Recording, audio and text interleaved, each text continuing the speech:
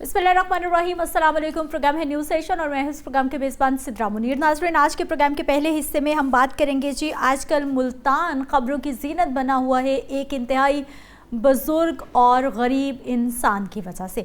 अब ये ख़बरों की जीनत मुल्तान क्यों बना हुआ है, ये आप स्क्रीन पे भी देख सकते हैं। ये एक बाबा जी हैं, बुज़ुर्ग हैं, जो कि ये बताते हैं कि इन्होंने अपने बेटे को पैसे ना होने की वजह से, मौशी तंगी होने की वजह से बिना कफन दफन ही ये कब्रिस्तान में ले गए थे। और वहाँ पर जाकर जब इन्होंने अपने बेटे की तदफीन की कोशिश की तो किसी ने कॉल कर दी पुलिस को। पुलिस को बताया गया कि इस तरह से जो है वो कोई डेड बॉडी लेकर आया है, कोई उसको गुस्ल नहीं दिया गया, कोई कफन दफन नहीं किया गया, बल्कि उसको ऐसे ही एक चादर में लपेटा गया है और उसको दफनाने की कोशिश की जा रही है।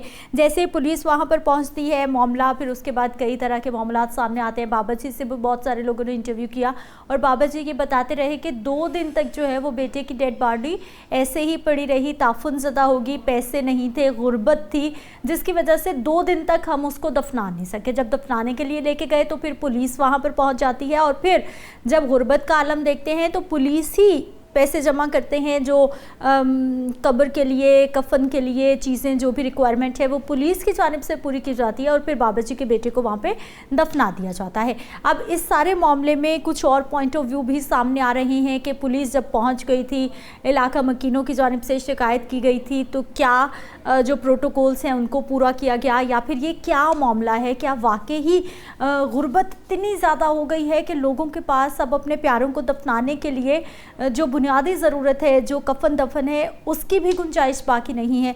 बात करेंगे जी। शकील चिश्ती हमारे साथ मौजूद है, मुल्तान से आपका ताल्लुक़ है, आप सीनियर सहाफ़ी हैं। शकील, आपको खुश आमदीद कहते हैं, बहुत शुक्रिया आपके वक्त का। शकील, सबसे पहले तो ये बताइए कि मुल्तान के कौन से इलाके का ये वाक़या है, और चूँकि आप वहाँ के रिहायशी हैं तो आपने अपने तौर पर भी इन्वेस्टिगेशन की होगी, ये क्या मामला है? जी मैडम, ये मुल्तान ज़करिया टाउन के करीब रज़ाबाद के एरिए के यह वाक़या है। और ये जो बुज़ुर्ग हैं, इनका बेटा है जिसका नाम दानिश है। और वो तकरीबन कोई 10 से 12 साल से मंशियात का आदी है, नशा वगैरह करता था और अक्सर ही घर से जो है वो इसी तरह से गायब रहता था। 2-2, 4-4 दिन घर नहीं रहता था और फिर घर लौट आता था, फिर चला जाता था। तो फैमिली वाले जो है वो यही समझते थे कि वो 2-4 दिन बाद आ जाएगा। लेकिन ये 9 मुहर्रम को इनको पता चलता है। थाना BZU पुलिस जो है वो इनको ढूंढते हुए बताती है कि आपके बेटे की जो हमें डेड बॉडी मिली है, जो कि 2 दिन से जो है वो डेड बॉडी पड़ी हुई थी और ताफुन ज़दा हो चुकी थी। और इस तरह से जो है इस फैमिली को ये पता चलता है कि इनके बेटे की जो है वो डेथ हो चुकी है। सही जी।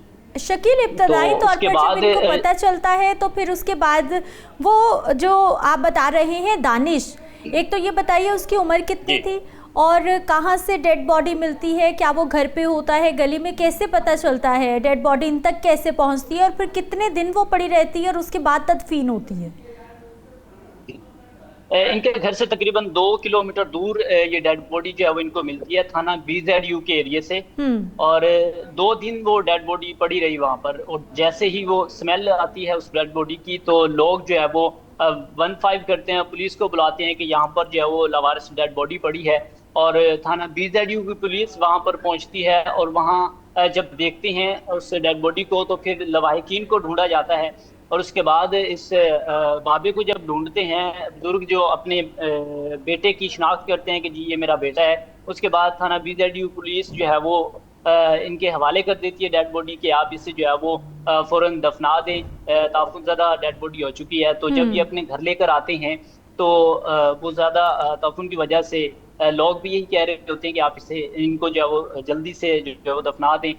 और जो गुस्ल के और कफन के हवाले से जो बात चल रही है, इनके भांजे ने जो है वो कफन खरीदा। इन बुजुर्ग के पास पैसे नहीं थे जो कि ये खुद खरीद सकता।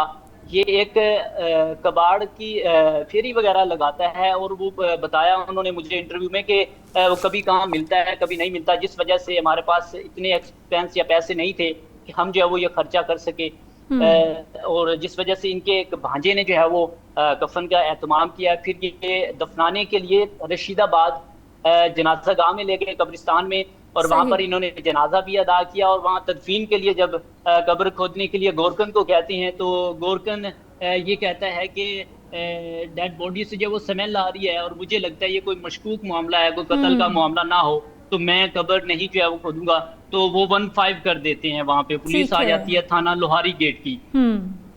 और लोहारी गेट की पुलिस आती है तो वो वाकये को देखते हैं और इस बुजुर्ग से बात करते हैं कि आपके बेटे की डेथ कैसे हुई है और ये स्मेल क्यों आ रही है। और उन्होंने बताया कि मेरा बेटा जो है वो नशा करता था और अक्सर ये घर से गायब भी रहता था, जिस वजह से उसकी ये डेथ हुई है वो नशे की वजह से, जो है वो ज्यादा डोज लगने की वजह से उसकी डेथ होती है।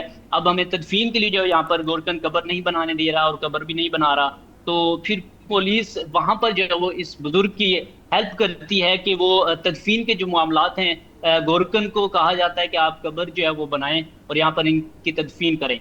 और उस दौरान जो है वो पुलिस जो है वहाँ पर वीडियो रिकॉर्ड भी करती है, इनका बयान भी लेती है, तो तब ये मामला सामने आते हैं। ठीक है शकील, हमें ये बताइएगा कि इनके घर में और कौन लोग मौजूद हैं? बाबा जी आप बता रहे हैं कि कोई ठेला वगैरह, कोई रेड़ी वगैरह लगाते हैं और वाकई हालात घर के इतने अच्छे या मुनासिब नहीं है कि वो कफन दफन का इंतज़ाम कर सकते।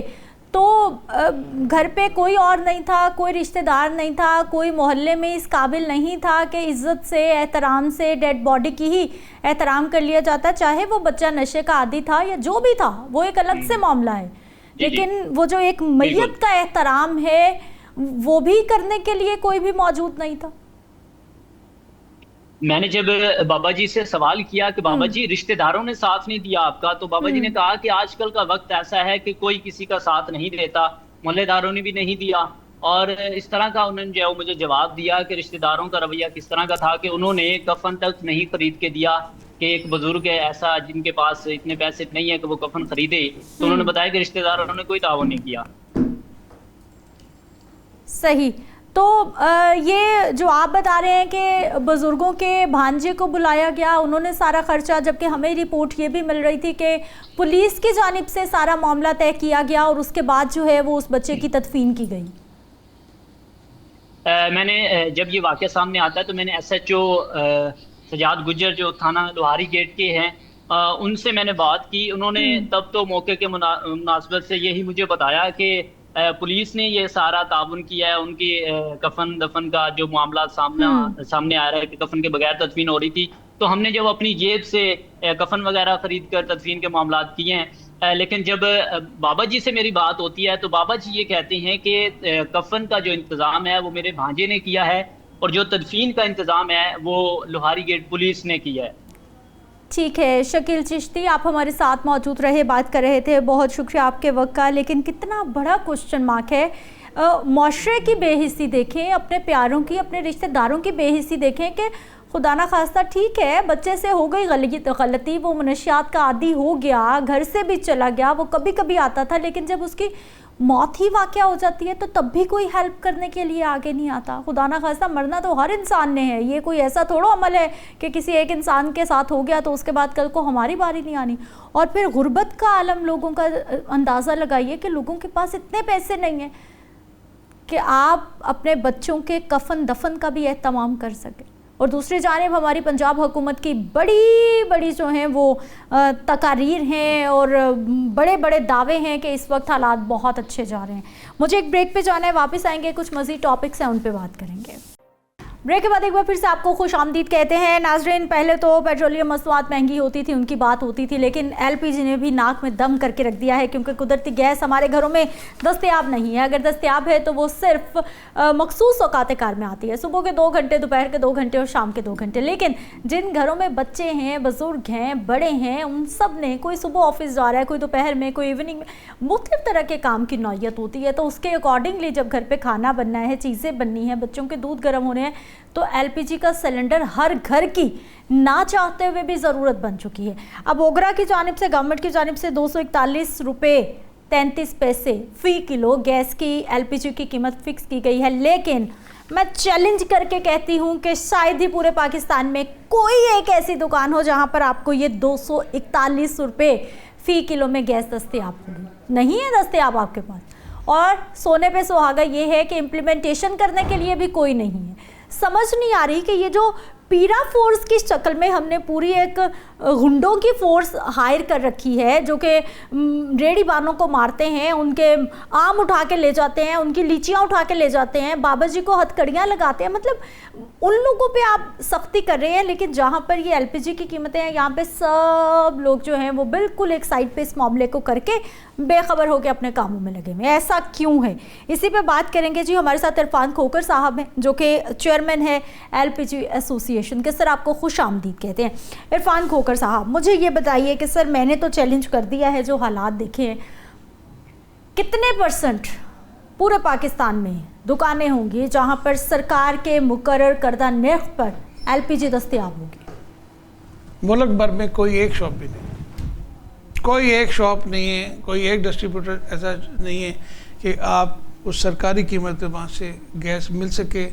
उसकी वजह है कि फ़र्ज़ करें कि आड़त पे कोई चीज़ बिकने आती, सबसे पहले जहाँ से सप्लाई चेन है, सप्लाई आ रही है, जब तक सरकारी कीमत को आप उस पर सरकारी कीमत अनाउंस कर रहे हैं, प्रोड्यूसर को की भी कीमत अनाउंस कर रहे हैं, इंपोर्ट की भी एक ही नोटिफिकेशन है, वो जो कर रहे हैं, जो जहाँ से सप्लाई चेन शुरू होती है वहाँ से उसको मॉनिटर नहीं करेंगे, तो मेरा ये ख्याल है कि ओगरा नोटिफिकेशन बिल्कुल बंद कर देना चाहिए। ये इस पर इम्प्लीमेंट नहीं होता। उसकी आड़ में आपने देखा 600 रुपये kg तक LPG गई।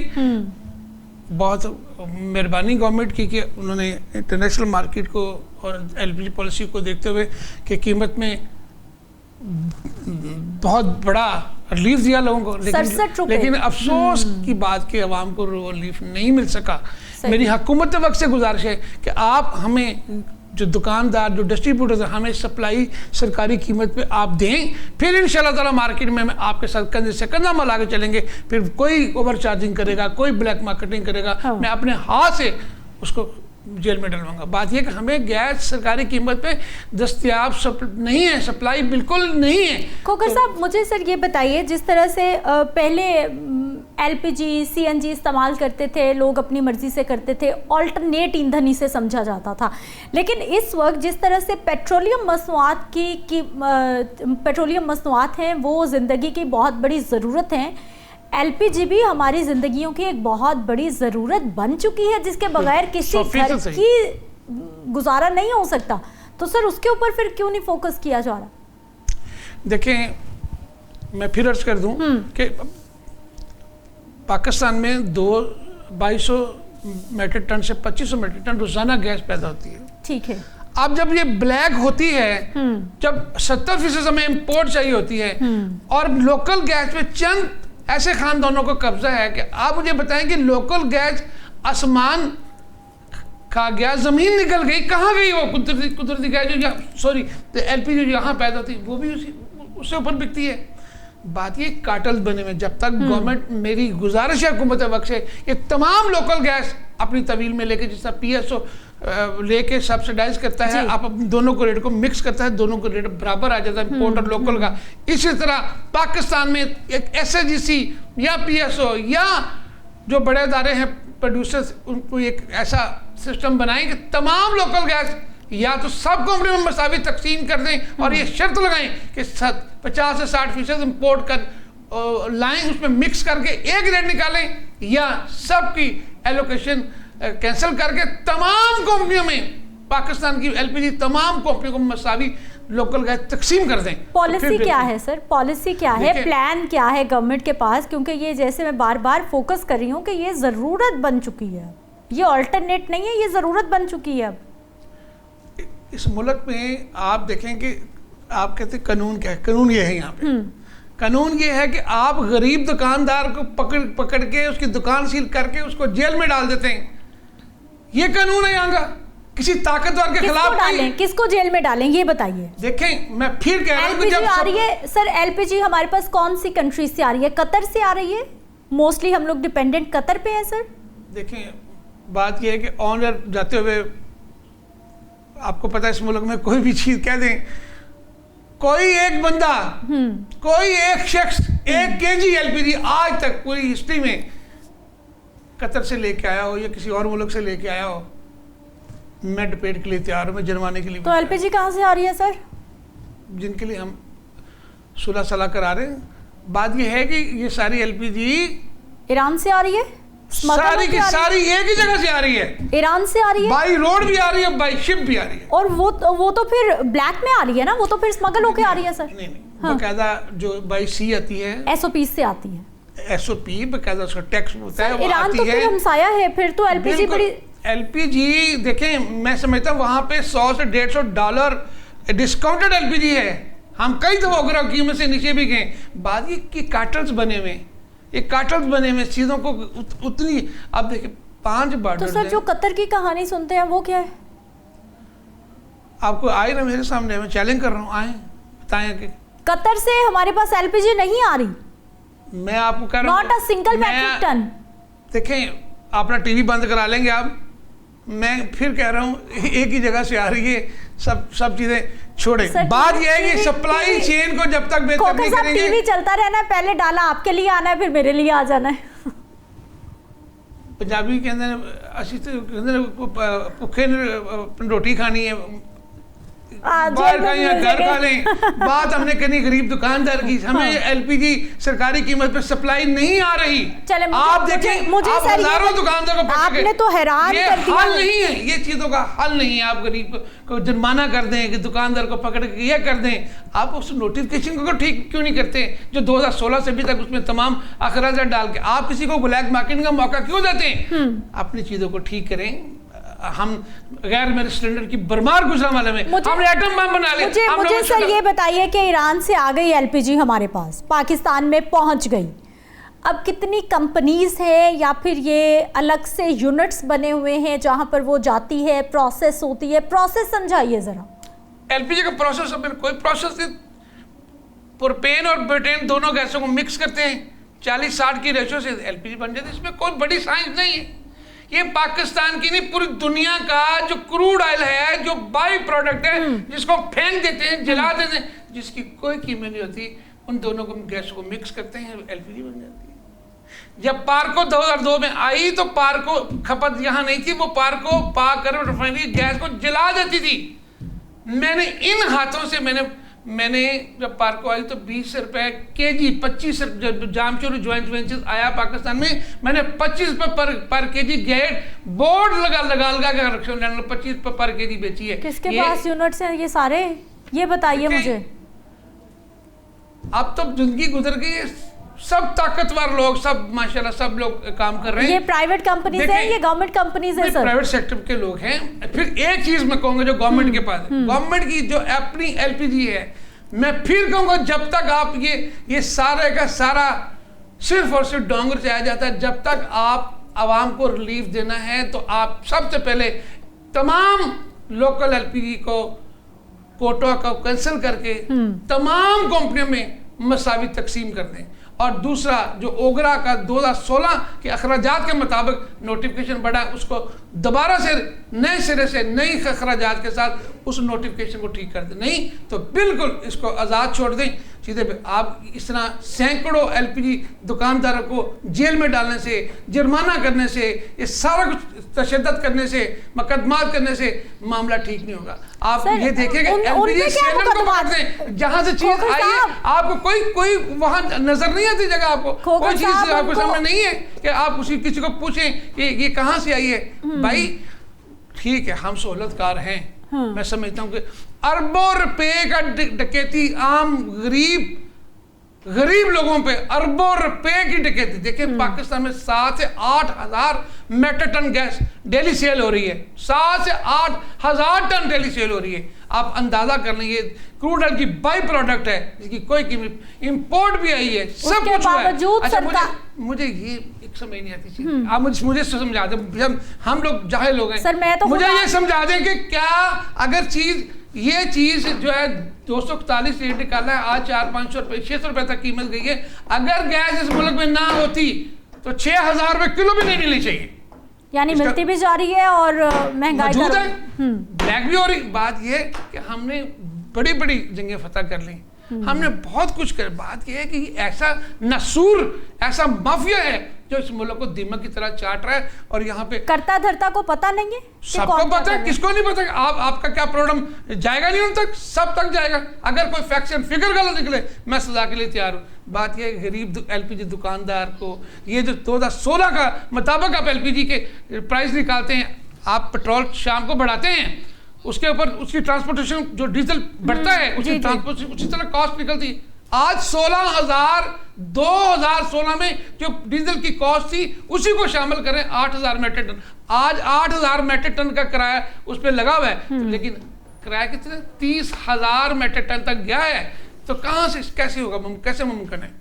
बात यह कि जितनी एलपीजी लोकल है, इसमें यह शर्त लगा कि जितनी पाकिस्तान में एलपीजी पैदा होती है तकरीबन कह लें 2500 टन, और तमाम एलपीजी मार्केटिंग कंपनी में तकसीम कर दी, या उसको अपने तवील में लेके मिक्स करके एक रेट निकालें।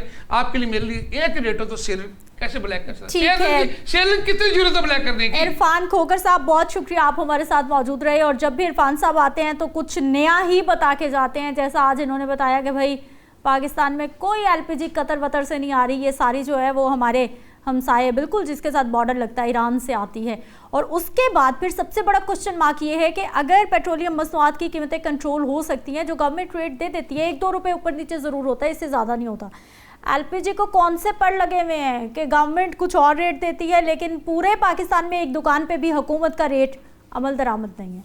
मुझे एक ब्रेक पे जाना है, वापस आएंगे, कुछ मज़ीद टॉपिक्स हैं उन पर बात करेंगे। ब्रेक के बाद एक बार फिर से आपको खुश आमदीद कहते हैं। नाज़रीन, परसों सानिया काहना, लाहौर का काहना का इलाका, कल बच्चों की तदफीन की गई और हर आंख अश्कबार थी। एजुकेशन सिस्टम पे क्वेश्चन मार्क लगाया जा रहा था और फिर एजुकेशन अथॉरिटीज़ की जानिब से ये बताया गया कि कोई मैकेनिज़्म ही मौजूद नहीं है कि एकेडमीज़ को या फिर ट्यूशन सेंटर्स को रजिस्ट्रेशन करना है, एनओसी देना है, या फिर ये मतलब एजुकेशन डिपार्टमेंट में ये सारा मामला आता है या नहीं आता। बहुत सारे ऑफिसर्स ने डिनाई कर दिया कि भाई हमारे पास तो ऐसा कोई मामला नहीं है या फिर कोई भी कानून मौजूद नहीं है। आज सानिया बागबानपुरा की हम बात कर रहे हैं। बागबानपुरा में भी ऐसी ही एक एकेडमी, एक छोटा सा स्कूल जो कि पूरे सिस्टम पे क्वेश्चन मार्क है कि हर गली मोहल्ले में छोटी मोटी एकेडमीज, छोटे मोटे स्कूल, वो 3 मरले के घर पे, वो 4 मरले के घर पे, वो 10 मरले के घर पे बने हुए हैं, ना एसओपीज़ पूरे हैं, प्ले ग्राउंड होना चाहिए, और जब स्कूल बंद हैं तो वहाँ पर एकेडमीज़ चल रही हैं, समर कैंप्स चल रहे हैं, जबकि गवर्नमेंट की जानिब से महकमा एजुकेशन की जानिब से समर कैंप्स पर पाबंदी लगाई गई है, उसके बावजूद चल रहे हैं। दीवार गिर गई और एक बच्चा जो है वो ज़िंदगी की बाजी हार गया। परसों 14 बच्चे, आज एक बच्चा, लेकिन वो जो एक बच्चा था ना, वो उसके वालिदैन को पता है कि वो उनके लिए पूरी दुनिया थी, वो एक बच्चा नहीं था। इसी पे बात करेंगे जी। हमारे साथ आज़म चौधरी साहब मौजूद हैं, सीनियर जर्नलिस्ट हैं। सर, आपको खुश आमदीद कहते हैं। आज़म साहब, पे दर पे अजीब खबरें आ रही हैं। परसों हम सानिया काहना की बात कर रहे थे, कल मैं ख़बर पढ़ रही थी तो मैंने देखा कि वो सवाद कलाम में जो है वो कश्ती उलट जाती है, ख़ानदान के 9 लोग डूब जाते हैं। आज सुबह हुई तो आज बागबानपुरा में दीवार गिर गई। सर, ये बागबानपुरा में दीवार गिरी, फैसलाबाद में बाप ने अपने बच्चों को मार दिया, हर तरफ दुख भरी दास्तान है। मुल्तान में सर वो बाबा जी ने जो है वो बिना कफन के दफना दिया। अब सिद्रा, इसमें असल इशू ये है कि ये जो समर कैंप वाले ये दोनों वाक़यात हैं, ये बड़े एक अफसोसनाक हैं और तशवीशनाक भी हैं। मैं इस चीज़ को तस्लीम करने को तैयार नहीं हूँ कि किसी जगह पर कमर्शियल एक्टिविटी हो रही हो और गवर्नमेंट के डिपार्टमेंट्स को पता ना हो, ये मुमकिन नहीं है। ठीक है। इसकी एक बेहतरीन एग्जाम्पल जो है ना, आजकल पैरा फोर्स के जो मुख्तलिफ गली मोहल्लों के अंदर छोटी छोटी दुकानों के ऊपर जो छापे हैं, वो इसकी बेहतरीन एग्जाम्पल है कि हर चीज़ इन महकमों की नज़र में है। सही। और जो जहाँ पे इन्होंने चश्मपोशी करनी हो वहाँ पे जानबूझ के करते हैं, जहाँ से इनको माल पानी मिलता है वहाँ से चश्मपोशी करते हैं। सबसे पहली बात यह है कि समर कैंप वाला एक ढकोसला है। हमारे बच्चे हैं, हम देखते हैं कि समर कैंप के नाम पर स्कूलों में एक तो माहाना फीस और साथ समर कैंप एक फीस शुरू कर दी गई है। उसके साथ साथ अगर स्कूलों के अंदर तालीम मेयारी हो तो बच्चों को ट्यूशन की जरूरत नहीं पड़ती। आज़म साहब, यही मेरा अगला सवाल था कि मैं अपने बचपन में मुझे नहीं याद पड़ता कि हमारे घर वालों को कोई टेंशन थी। अब बड़े से बड़े स्कूल का बच्चा भी ट्यूशन जा रहा है, ट्यूशन की जरूरत, छोटे से छोटा स्कूल का बच्चा उससे भी बाजी घर में पढ़ा रही है मोहल्ले की। उसके इसका देखें ना, ये फिर बाई डिज़ाइन है, प्लानिंग के तहत है कि स्कूल के अंदर बच्चे को अधूरी तालीम दी जाए ताकि बच्चा मजबूर होकर वो ट्यूशन सेंटर में जाए, किसी एकेडमी में जाए। अब जहां पर एकेडमी बनती है वो एक कमर्शियल एक्टिविटी है जी। उस कमर्शियल एक्टिविटी को किसी भी मोहल्ले के अंदर वो क्यों शुरू करने दिया जा रहा है? दूसरी बात यह है कि जहां पर तालीम और तदरीस का काम है, जहां पर छोटे बच्चों ने जाना है, वहां पर अगर खस्ता हाल इमारतें हैं तो वो उन इमारतों में वहां पे बच्चों को बैठने की इजाजत क्यों दी जा रही है? उसमें मालकान भी जिम्मेदार हैं जिन्होंने ट्यूशन सेंटर या अकेडमीज बना रखी हैं या स्कूल बनाए हैं। उसमें हमारे हुकूमती महकमे भी उतने ही जिम्मेदार हैं जिन्होंने इजाजत दी है या आंखें बंद की हैं वहां पे किसी भी फायदा लेके, पैसे लेके या सिफारिश से, जो भी उसके अंदर हिडन उसके होंगे एलिमेंट्स। लेकिन बात यह है कि वहाँ पे नुकसान किसका होगा? मासूम बच्चों का। और एक और मैं वाकया आपको बताऊं, करबला गामे शाह वहाँ पे जाहिर है 9-10 मुहर्रम वहाँ पे कवरेज होती है और कवरेज के लिए हमारा जितने मीडिया के लोग जाते हैं या गवर्नमेंट के जितने लोग वहाँ पे उसको ऑब्जर्व कर रहे होते हैं, वो आपको पता है कहाँ खड़े होते हैं? वो गामे शाह के बिल्कुल साथ सेंट्रल मॉडल स्कूल है जिसकी 60 साल पुरानी 60-65 साल पुरानी इमारत है। उसकी एक छत के ऊपर सैकड़ों लोग वहाँ पे खड़े होते हैं और वहाँ से खड़े होकर ऑब्जर्व भी कर रहे होते हैं और कवरेज भी कर रहे होते हैं। और छतें वो भी खस्ता हो चुकी हैं, उन छतों के नीचे भी ये छुट्टियाँ गुजरनी है, बच्चों ने आके बैठना है। और अगर उस वक्त छत गिर जाती जब मीडिया और सियासतदान और वो हमारे ब्यूरोक्रेट वहाँ पे मौजूद थे, वो भी एक बहुत उस पर शोर गुगा होना था। अगर खुदा ना खासा कल को वहाँ बच्चे पढ़ रहे हो और वो खस्ता इमारत की छत उनके ऊपर आन गिरे तो आप अंदाजा करें कितना बड़ा नुकसान होगा। अच्छा चौधरी साहब, पूरी दुनिया में जो है ना वो एक प्लान होता है किसी भी बिल्डिंग का, उसकी एक लाइफ होती है कि ये 35, 40, 50 साल के लिए ये ओके है, इसके बाद इसको जो है वो मरम्मत करनी है, डिमोलिश करना है, दोबारा बनाना है। हमारे यहाँ कॉन्सेप्ट ही नहीं। हमारे पास इस किस्म का बिल्कुल इन ब्लैक एंड वाइट हमारे प्लान मौजूद है, अमल दरामद नहीं है। अब हमारी बहुत सारी इमारतें हैं और खुसूसन जो तालीमी अदारे मैं उनकी अगर बात करूं, मज़ा खजाना गेट स्कूल देख लें, इतनी प्राइम लोकेशन लोअर माल पे है, इंतहाई खस्ता हाल है। इस्लामिया कॉलेज सिविल लाइंस देख लें, इंतहाई खस्ता हाल है। दयाल सिंह कॉलेज देख लें, खस्ता हाल है। इस्लामिया कॉलेज रेलवे रोड देख लें, खस्ता हाल है। बहुत सारी ऐसी इमारतें हैं हमारी सरकारी जो अपनी लाइफ जो है वो दुगनी से ज़्यादा पूरी कर चुकी हैं, लेकिन अभी भी वहाँ पे तालीम और तदरीस का काम जारी है। कोई वहाँ पे उनको दोबारा नहीं बनाया जा रहा, कोई छतें दोबारा ठीक नहीं की जा रही। काम कहाँ पर हो रहा है? ठीक है, सड़कें वड़कें बन रही हैं, बसें वसें चला रहे हैं, ठीक है, वो भी ज़रूरत है, वो भी होना चाहिए। लेकिन सर बच्चा गटर में गिरता है, सारी आवाम जो है वो गटरों के ढक्कन पे लग जाती है जी, गटरों के ढक्कन लगा दें। उधर एकेडमी की छत गिरती है, फ़ौरन से पहले जी डाटा इकट्ठा करें, उससे पहले हम सोए हुए थे, हमें पता ही नहीं कितने ट्यूशन सेंटर कहाँ पर। अब ये स्कूल की इमारत गिर गई, अब सारे प्राइवेट स्कूल छोटे छोटे जो बने हुए हैं उनकी कमबख्तियाँ हैं। सर इदारे तो मौजूद है, पहले कहाँ होते हैं? जब किसी मुल्क के अंदर पॉलिसीज मजबूत हों फिर काम ऑटोमेटिकली होते हैं, फिर ऑटो पे लग जाते हैं और वो अपनी एक तरतीब के साथ वो काम होते चले जाते हैं। लेकिन जिस मुल्क के अंदर पॉलिसीज ना हो, इस बजट के अंदर आप देखें चाहे वफाक का हो चाहे सूबों का हो, आपको किसी बजट के अंदर कोई पॉलिसी नजर नहीं आती। सारे कॉस्मेटिक काम है, सिर्फ वो वाले काम है जो आप हवाई जहाज से गुजर रहे हैं तो आपको नीचे खूबसूरत लाहौर की 3-4 सड़कें नजर आती हैं। आप अगर सड़क पे जा रहे हैं आपको mall road, Firozpur road, jail road, नहर, ये 3-4 सड़कें वो आपको खूबसूरत लगेंगी। आप थोड़ा सा दाएं बाएं हो जाएं, गलियों में चली जाएं, आपको वहाँ पे गड्ढे नजर आएंगे कई फुट डूंगे, गटर पानी सर बुरा हाल, गटर वहाँ पे उबल रहे होंगे। उसकी वजह असल में यही है कि सिर्फ और सिर्फ कॉस्मेटिक काम किए जा रहे हैं और जो महकमों में लोग बैठे हैं उन्हें भी हुक्मरानों की जो साइकी है उसका अंदाजा है, वो उसको सामने रखते हुए वही काम करते हैं जो उनको नजर आना चाहिए। चौधरी साहब बहुत शुक्रिया सर, आप हमारे साथ मौजूद रहे प्रोग्राम में, आपके वक्त का शुक्रिया। लेकिन इस वक्त जो सिचुएशन है मेरा ख्याल है कि ये कहना गलत नहीं होगा कि हुकूमत की तवज्जो हासिल करने के लिए, इदारों की तवज्जो हासिल करने के लिए मरना पड़ेगा, वरना आपकी तरफ कोई नहीं देखेगा। मुझे एक ब्रेक पे जाना है, वापस आएंगे, कुछ मज़ीद टॉपिक्स हैं उन पे बात करेंगे। ब्रेक के बाद एक बार फिर से आपको खुश आमदीद कहते हैं। कहाँ तक सुनोगे, कहाँ तक सुनाएं, समझ से बाहर हो गया है कि क्या क्या सुनाएं। सोशल मीडिया है या फिर व्यूज़ का चक्कर है, ये कैसे रिश्ते बन रहे हैं, ये कैसे रिश्ते टूट रहे हैं। शादी हो रही है सोशल मीडिया पे हो रही है, तलाक हो रही है सोशल मीडिया पे हो रही है, बच्चा पैदा होने वाला है तो भी आप सोशल मीडिया पे हैं, बच्चे की शक्ल दिखानी है तो भी आप सोशल मीडिया पे, आप हॉस्पिटल जा रहे हैं तो भी, यानी आपके दिमागों पे सोशल मीडिया इतना चढ़ चुका है कि आपको अपनी पर्सनल लाइफ का ज़रा भी लिहाज नहीं है। पहले आप इस तरह के तमाशे करते हैं, मैं अली हैदराबादी की बात कर रही हूँ, मोहतरम जनाब जो है वो वीडियो बना के अपनी वाइफ को तलाक दे रहे हैं। ये कौन कौन से स्टंट्स प्ले कर रहे हैं, यानी ये रिश्तों को आपने मजाक बनाकर रख दिया है। हुआ क्या है, एक क्लिप देखिए फिर उसके बाद बात करते हैं। देता हूँ, मैं तुम्हें देता हूँ भाइयों के सामने तुम्हें दी है, आज के बाद मेरे सामने नहीं होगी। इस दरिंदे से मुझे बचाया जाए, इसने मुझे बहुत धमकियाँ दी हैं और इसने मुझे बोला था कि मैं तुझे, मेरा इतनी मेरे पास फैन फॉलोइंग है कि मेरी स्ट्रॉन्ग, मेरे पास ऐसी पार्टीज हैं कि मैं तुझे ना मरवा दूंगा। प्लीज मेरी सीएम मरियम पंजाब से रिक्वेस्ट है, मुझे तहफ़्फ़ुज़ दिया जाए। मैं कुरान उठा रहा हूँ, मैंने इसको कोई धमकी नहीं दी, कोई उंगली नहीं तोड़ी, और ये फैमिली मैटर है, मैं इसको डिस्क्लोज नहीं करना चाह रहा था, लेकिन ये इसने वीडियोस लगाई हैं तो मैं जो ना बस कुछ कह नहीं सकता कि ये इतनी गिर सकती है। तौबा नाउज बिल्ला, तुमने झूठा कैसे कुरान उठाया? अस्तगफिरुल्लाह, तुम इतना गिर जाओगे?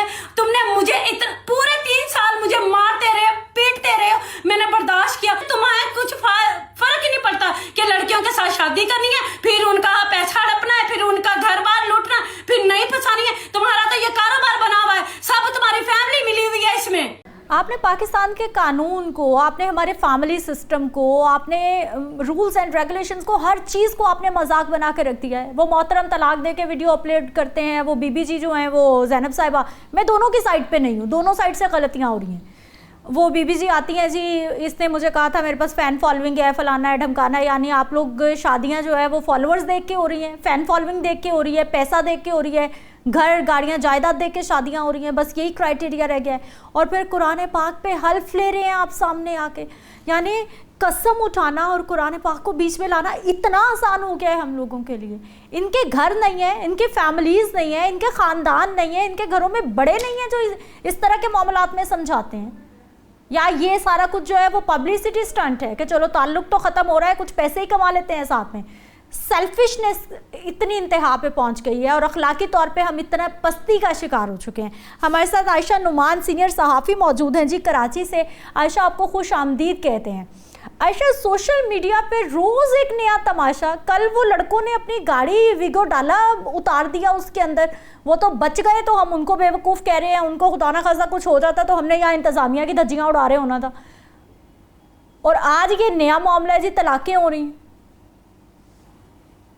देखिए सिद्रा, ये टिकटॉक इसके ऊपर बात करना ना लिटरली मुझे जो है ना बहुत ही ज्यादा इस वक्त जो है ना बुरा लग रहा है। ये एक ऐसा टॉपिक है जिस पर मैं बात ही नहीं करना चाहती। मैं टिकटॉकर्स को, सॉरी टू से, हो सकता है मेरी इस राय से बहुत से लोग इख्तलाफ करें, बट ये एक मेरा पर्सनल ओपिनियन है। मैं टिकटॉकर्स को जो है ना सोशल एब्यूजर, सोशल इविल्स जानती हूँ। आप देखिए, जब से ये टिकटॉक्स का रवाज पैदा हुआ है, जब से ये वीडियोस का रवाज पैदा हुआ है, तब से जो है पाकिस्तानी सोसाइटी को कितना ज्यादा डैमेज हुआ है, हमारी सिविलाइजेशन कितना हर्ट हुई है, हमारा एक कल्चरल सिस्टम कितना डैमेज हुआ है, हमारा एक अपना इस्लामिक जो कल्चर है वो किस तरह से जो है इस वक्त कोलैप्स हो चुका है, just because of social media. देखिए, हम शुरू से सुनते हैं सोशल मीडिया के जहां पर एडवांटेजेस है वहां पर डिसएडवांटेजेस है।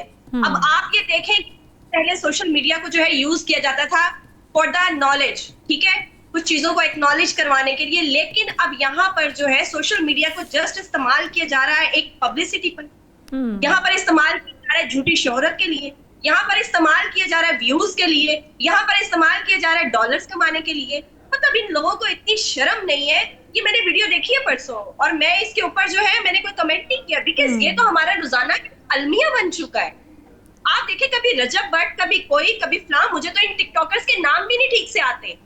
मतलब आप अपने दादा से लेकर अपने पोते तक जो है आप सबको फैमिली व्लॉगिंग का हिस्सा बना रहे हैं सिर्फ व्यूज कमाने के चक्कर में। मतलब ऐसा क्या आपके दिमागों के ऊपर जो है वो डॉलर सवार हो गया है? आप इतना वेस्टर्न सिविलाइजेशन से इतना ज्यादा इम्प्रेस्ड हो गए हैं, मुझे तो ये समझ नहीं आ रहा। लेकिन मैं आपको एक आयशा सॉरी टू इंटरप्ट, ये बंदर के हाथ माचिस लग गई है, पूरा जंगल जला के छोड़ेगा वो। और ये इनको इन्फ्लुएंसर्स कहा जाता है। क्या इन्फ्लुएंस कर रहे हैं ये माशरे में? क्या दिखा रहे हैं ये माशरे में? मतलब किस चीज़ का इन्फ्लुएंस है? और मैं तो गवर्नमेंट पे क्वेश्चन मार्क लगाऊंगी कि भाई आप लोग अपने जो बड़े बड़े आपके प्रोजेक्ट्स हैं, आप लोग इनको पीआरस भेज रहे हैं, आप लोग इनको प्रमोट कर रहे हैं, गवर्नमेंट अपने इवेंट्स पे इन लोगों को बुला रही है जी, ये इन्फ्लुएंसर्स हैं, अखलाकियात का जनाजा है, सब धूम से निकाल रहे हैं। आपको याद होगा ना, अभी कुछ अर्सा पहले हमारे एक बहुत ही रिनॉन इन्फ्लुएंसर है, टिकटॉकर है जनाब रजब भट्ट साहब, उनके ऊपर एक बहुत ही बुरा केस इन पर जो है वो दर्ज हुआ था और उसके बाद फिर उनको किस तरह से पाकिस्तान में वो आए, उनको प्रोटेक्शन बचाया गया, प्रोटोकॉल दिया गया। ये किसकी हुकूमत में दिया गया, किसकी नाक तले दिया गया, ये सबको पता है। बिल्कुल सही। ऐसे लोगों से प्रमोशन नहीं करवाएंगे तो क्या करवाएंगे? ये सस्ते प्रमोटर है, ये वो लोग हैं जिनको कोई देखना पसंद नहीं करता। आप यकीन मानिए कोई भी मुहज़्ज़िब घराना, कोई भी मुहज़्ज़िब शख्स इन लोगों को फॉलो नहीं करता। मैं हाथ जोड़ के अपनी जनरेशन से, मैं इस नौजवान नस्ल से ये मैं दरख्वास्त करना चाहूंगी, काइंडली इन लोगों को आप इन्फ्लुएंसर्स ना कहें, ना ही इनसे इन्फ्लुएंस होने की जरूरत है। ये वो लोग नहीं जिनसे आप जो है कोई रहनुमाई हासिल कर सकें। ये सिर्फ आपको बेरा रवि, वल्गैरिटी और जनाब उरियानी की तरफ आपको राग़िब करेंगे। इससे सिर्फ आपकी जिंदगी में आयशा, ये सारा तमाशा, फैमिलीज दिखाना, चले उनकी पर्सनल लाइफ है जो भी किया, लेकिन इस तरह से तलाक़ें आप वीडियोस बना बना के दे रहे हैं। आपने रिश्तों का मजाक बना दिया है। इनकी फैमिलीज़ नहीं है, इनके घरों में बड़े नहीं हैं। हमारे यहाँ खुदा न खास्ता इस तरह का कोई मामला हो जाए तो कोशिश की जाती है कि मामला घर से बाहर भी ना निकले, इसको समेटा जाए। घर वाले कोशिश करते हैं। इनके घरों के बड़े नहीं हैं, इनकी फैमिलीज़ नहीं हैं, इनके ख़ानदान नहीं हैं। क्या मसला है इनके साथ? और फिर कुरान पाक को आप किस तरह से लाकर जो है वो कसम उठाना या फिर कलाम पाक को बीच में ले आना इतना आसान हो गया है। देखिए सिद्रा, इसमें ना लोगों का कसूर नहीं है। ये जो इन्फ्लुएंसर्स जो अपने आप को कहते हैं, मैं सोशली इनको अब्यूजर्स कहती हूँ, ये इन लोगों का कसूर नहीं है, इनकी फैमिलीज का भी है। देखिए मेरे अगर बच्चे इस सोशल मीडिया का कुछ गलत इस्तेमाल कर रहे हैं तो डेफिनेटली एक मेरी भी जिम्मेदारी है कि being a mother, being a parent, मैं उनका चेक एंड बैलेंस रखूं। क्या मुझे पता नहीं चल रहा मेरा बच्चा क्या कर रहा है? क्या मुझे नहीं पता चल रहा कि मेरा बच्चा सोशली किस तरह से लोगों पर इन्फ्लुएंस कर रहा है? कहाँ है इनके माँ, कहाँ है इनकी तरबियत, कहाँ है इनका खानदानी सिस्टम? मतलब आप बच्चा पैदा होने से लेकर तलाक तक का। अच्छा फिर आप ये देखिए, ये जितने भी इन्फ्लुएंसर्स हैं, बारी बारी अगर इनका नाम आप देख लें, ये लोग जो है सोशल मीडिया पर अपनी तमाम शादी की तकरीबात दिखाते हैं, जी ब्राइडल शावर से लेकर जी ब्राइड टू बी, फिर उसके बाद मेहंदी की रस्म, फिर कवाली नाइट, अला बला पता नहीं क्या क्या। उसके बाद जनाब ये इनका खात्मा कहाँ तक होता है? इनका खात्मा जो है वो जनाब तलाक के सफर तक होता है। ये जितने भी इन्फ्लुएंसर्स हैं, कोई एक मुझे दिखा दीजिए जो कि कोई खुशहाल जिंदगी गुजार रहा हो या जिसके ऊपर कोई जो है इस वक्त ऐसी कोई कदर ना हो। लेकिन मसला सारा ये है कि इन लोगों ने अपने रिश्तों को, अपने नातों को, अपने फैमिली सिस्टम को, इन्होंने अपने जो खानदानी जो इनके जो भी पर्दे होने चाहिए, इनको इन्होंने पूरी दुनिया में इस तरह से जो है वो सरेआम बताना शुरू कर दिया है। सिर्फ किस लिए कि भाई सनसनी फैलेगी, व्यूज आएंगे, डॉलर्स आएंगे धड़ाधड़। मतलब इस माइंडसेट को खत्म करना बहुत जरूरी है। मैं पाकिस्तानी के हुकूमत के मुतल्लिका इदारों से मैं ये रिक्वेस्ट करना चाहूंगी कि काइंडली कोई ऐसी रेगुलेटरी पॉलिसी जो है वो ड्रॉ करिए कि इन तरह की चीजों को जो है वो नशर ना किया जाए और इस तरह के टिकटॉकर्स को भी जो है प्रमोट ना किया जाए। आयशा, हमारी वीडियोस उड़ाई जा रही हैं। अगर कोई गवर्नमेंट का स्कैंडल बेनकाब करते हैं, सहाफ़ी इस वक्त सबसे ज़्यादा जद में है, हमारी ज़बानें बंद की जाती हैं, हमें रोका जाता है। ये जो वल्गैरिटी फैल रही है इसको क्यों नहीं रोका जा रहा? इदारे इन वीडियोस को क्यों नहीं हटा रहे? इन चीज़ों को क्यों नहीं, इनके सोशल मीडिया अकाउंट्स को क्यों नहीं बैन किया जा रहा कि भाई हमारे कौम के बच्चे बर्बाद हो रहे हैं तो वहीं पर आपके बच्चे भी बर्बाद होने हैं? देखिए सिद्रा, इनको अपने बच्चों की तो कोई खास टेंशन है या नहीं है मुझे नहीं लगता। वो पाकिस्तान में नहीं है ना, तो उनकी कैसे टेंशन होगी? वो तो चले गए जहाज लेके बाहर, हम गरीब है पाकिस्तान में, हमने ही रोना है। यही तो मैं आपको कह रही हूँ, जिन्होंने पलना ही वेस्ट में है तो उनको तो इस कल्चर से कोई प्रॉब्लम नहीं होगी। ये उन लोगों को होगी जो मिडिल क्लास तबके से ताल्लुक रखते हैं, जैसा कि आप हैं, जैसा कि मैं हूँ, जिनके बच्चों ने यही रहना है, यही पलना है, हमने इसी मट्टी में दफन होना है, जिनका इस मुल्क से वास्ता ही नहीं, जो सिर्फ इस मुल्क में आते ही हुकूमत करने के लिए है, जिनकी नस्लें यहाँ पर सिर्फ परवान ही इसलिए चढ़ती है कि यहाँ पर जो है जमहूरी निजाम को नस्ल दर नस्ल आगे मुंतकिल किया जाए। तो उनको इस चीज से क्या फर्क पड़ता है? आप मुझे बताइए, ये टिकटॉक की लानत इतने अरसे से हमारी सोसाइटी में एक नासूर बन के फैल रही है। आयशा नुमान, आप हमारे साथ मौजूद रही हैं, बहुत शुक्रिया, आपने हमें टाइम दिया है। लेकिन मेरी पर्सनल राय है, मैं किसी सोशल मीडिया प्लेटफॉर्म को बुरा नहीं कहती। हाँ, हमारे हाथ में चीज़ तो आ जाती है, हमें बताया नहीं जाता कि इसका प्रोडक्टिव यूज़ कैसे करना है और हम लोग डिस्ट्रक्शन की तरफ बढ़ जाते हैं। और इस वक्त माशरा, मैं तो हैरान हो जाती हूँ क्या क्या चीज़ें वायरल हो रही हैं। यानी वो चीज़ें जो आप मतलब हम जैसे लोग देखें भी नहीं, वो मिलियंस व्यूज़ ले रही हैं। दिखाने वालों को भी सलाम है और देखने वालों को मेरा डबल सलाम है। मुझे इजाज़त दीजिए, अगले प्रोग्राम में मुलाकात होती है। अल्लाह निगहबान।